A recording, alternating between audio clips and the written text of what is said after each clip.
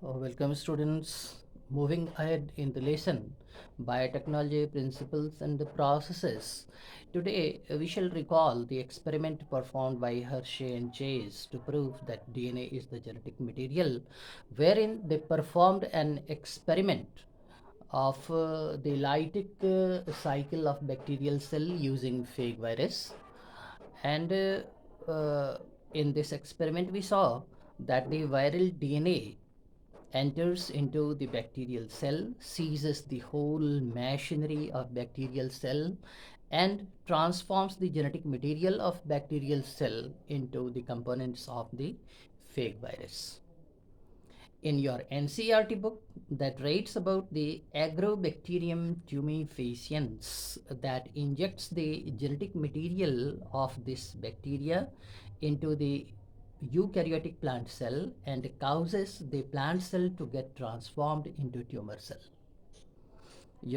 Different kinds of diseases are caused by the pathogen in animal and plant body. So this Agrobacterium tumefaciens injects its TIDNA, that is tumor inducing plasmid, into the eukaryotic plant cell and causes a tumor disease in the plants. Similarly, in case of humans, the retrovirus transforms the healthy human cell into cancerous cell are some examples of transformation of eukaryotic cell by the pathogen or the microbes. The modern biologists could trace out the principles lying behind these transformation, and finally they could develop the principles of biotechnology that we have been for the last few classes discussing regarding. The competent host for the transformation with recombinant DNA in order to convert a normal E. coli bacterial cell into a transgenic microorganism, the foreign DNA needs to be incorporated into the bacterial plasmid, and for this objective, the desired gene or DNA needs to be injected into the bacterial cell. This fact has been being repeated many times in my lecture. For this purpose, the host bacterial cell is treated with a specific concentration of divalent calcium ion, which causes several pores on the wall of the bacterial cell. Through these pores, the foreign DNA enters into the bacterial cell.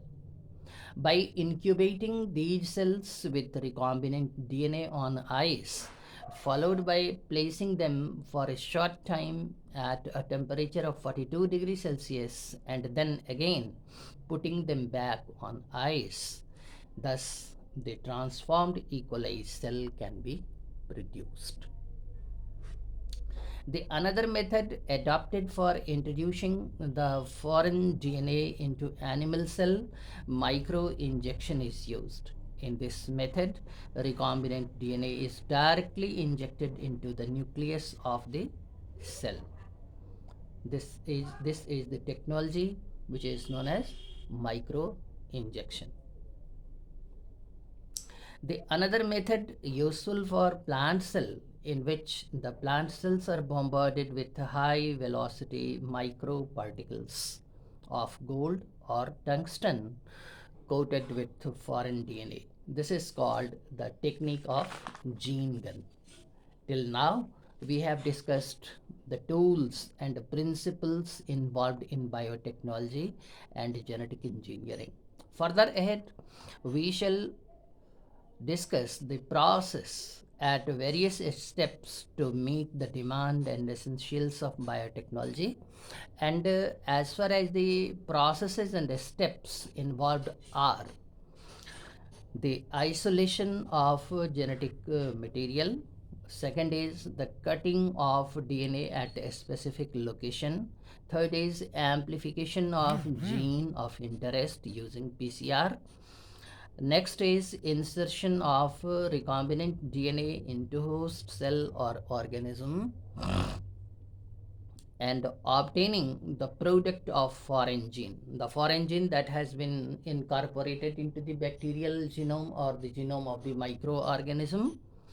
This, when allowed to grow in the culture medium, it produces the product according to the uh, masses that is coded in the foreign GNA. That is the product of interest of biotechnology. And the last one is the downstreaming process. In my next video, I shall discuss each and every step separately. Thank you.